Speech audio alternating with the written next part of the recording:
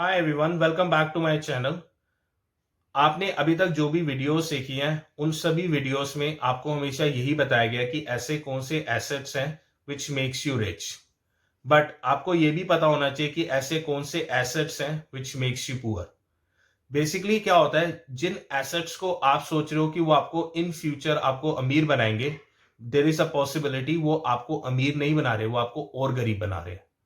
तो it's very important for you to know कि ऐसे कौन से एसेट्स हैं which makes you rich and और कौन से एसेट्स हैं which makes you poor, because that will help you to create wealth in the longer term. So in this video we are going to discuss as a 5 different assets which makes you poor, and you should know that, which is very important.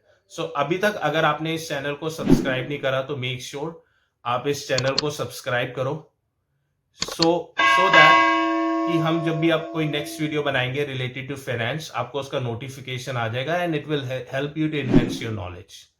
So the first assets which we are going to discuss is the cars and bikes. Because what happens when you buy a car and you buy a bike, at that point of time you think that these are your assets.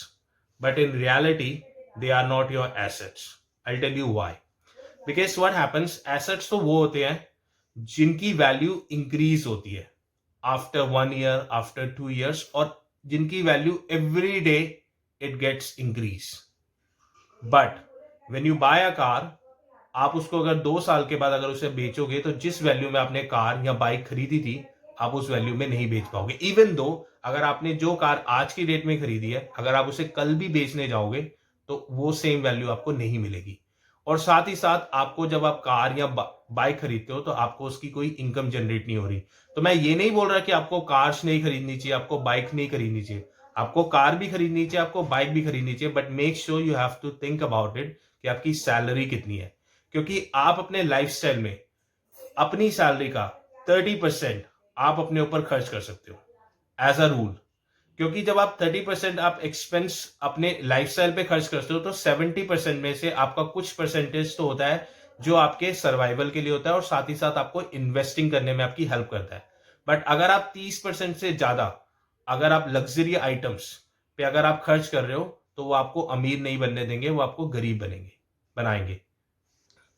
और second thing, जब आप car या bike खरीदते हो तो उस समय आपको उसको मेंटेन करना होता है.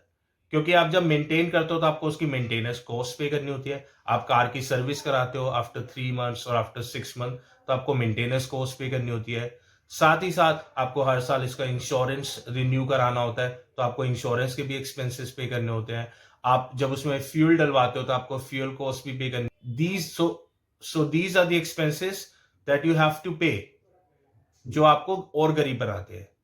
सो make sure when you buying any assets which is car, तो मेक श्योर आपको अपनी सैलरी को देखना चाहिए कि आपकी सैलरी कितनी है. तो एज अ रूल जो मैंने आपको बताया कि 30% अगर आप स्पेंड कर रहे हो अपने लग्जरी आइटम्स पे, अपने लाइफस्टाइल पे, तो it's you can by that. But अगर आप उससे ज्यादा खरीदो, क्योंकि कभी कभी क्या होता है, फॉर एग्जाम्पल मैंने ऐसे बहुत सारे लोग देखे हैं जिनकी सैलरी तो 1 लाख रुपए है बट वो 40,000 या 45,000 वो ईएमआई पे कर रहे हैं, लग्जरी कार्स खरीद रहे हैं, साथ ही साथ और अदर लाइफस्टाइल पे खर्च कर रहे हैं. तो अगर आप 30,000 तक का अपने लाइफस्टाइल पे खर्च कर रहे हो 30%, अगर तो अगर आप 30% तक अपनी सैलरी का अगर अपने लाइफस्टाइल पे खर्च कर रहे हो तो दैट्स ओके. आप खर्च कर सकते हो और आप अपनी साथ ही साथ अपनी इन्वेस्टिंग भी कर सकते हो उन 70% में से, और अपने सर्वाइवल के लिए भी और आपके इमरजेंसी फंड के लिए भी आपके लिए पैसे होंगे. So the second assets which we are going to discuss is the electronic gadgets और electronic items.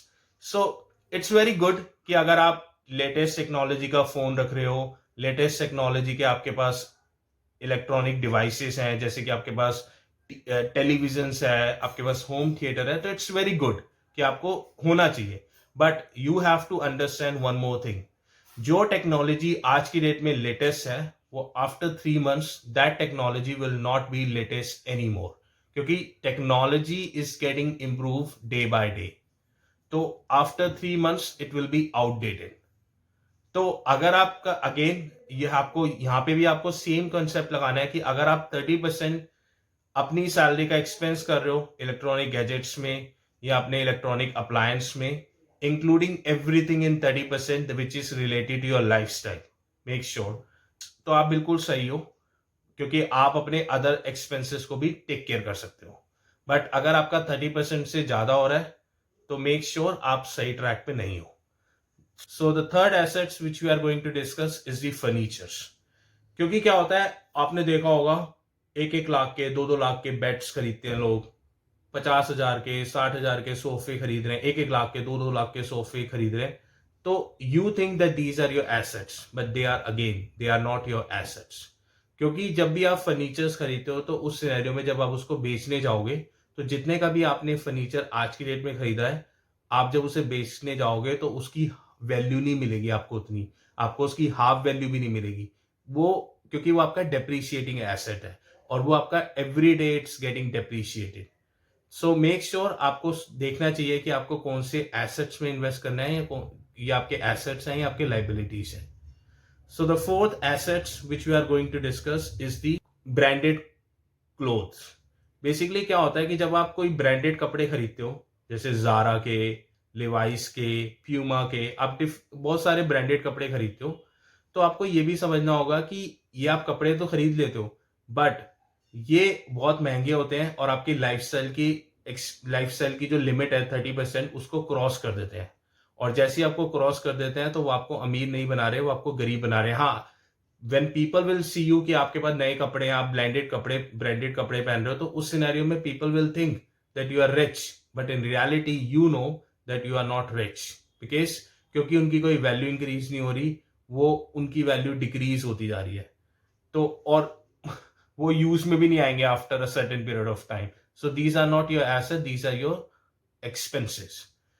Fourth assets which we are going to discuss is the credit card. Basically क्या होता है, जब आपको क्रेडिट कार्ड इश्यू होता है तो उस सिनेरियो में हम सोचते हैं कि हमारी क्रेडिट लिमिट बढ़ रही है, साथ ही साथ हमें रिवॉर्ड्स मिल रहे हैं, so these are our assets, but in reality they are not your asset.